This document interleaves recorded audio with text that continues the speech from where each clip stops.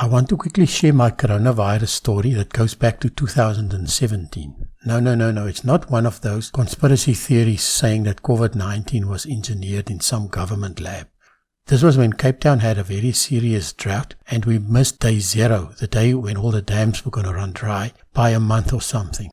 That previous year, Cape Townians jointly built a dam at their own cost.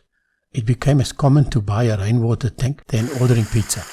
Even today, I believe that it is a crime to flush a toilet with drinkable water. Hence, our household kept up the habit of flushing with rainwater using the bucket system. I've been toying with ideas how to automate this, and when South Africa's President Cyril Ramaphosa announced full lockdown, I decided, that's it.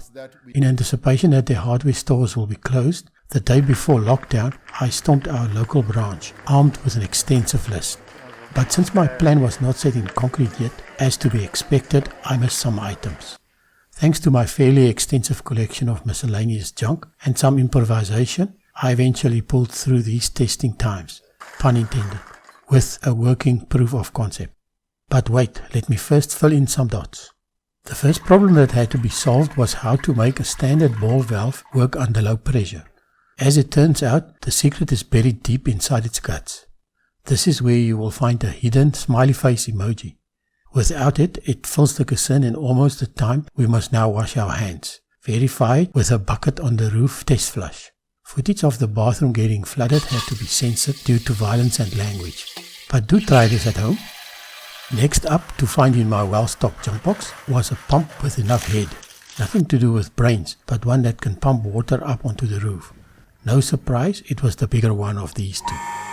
The next $1 million question was what tank to use and where to put it. The attic was out since during lockdown I can't even buy a drip tray, let alone a tank. After several considerations, 2 options remained. The bucket on the roof drum or the other half of a geyser inner left over from my grey water project. The latter is better but has an unwieldy bottom. Reminds me of a girl I once... never mind. This tank would need a sturdy stand. Another scrounge around the yard revealed a circular cement weight from an old washing machine that had a drinking problem or something. All it needed to get back on its feet were legs, like wooden legs. It seemed to have been on a crack too, but nothing an improvised hoop iron clamp can't fix. Finally, what to do about a level switch, something else one can't buy during lockdown. Again, one cannibalized from that washing machine did the trick. It works just as well as an expensive model one can buy and was free. It now flawlessly switches the pump on and off for every 3 to 4 flushes of the toilet.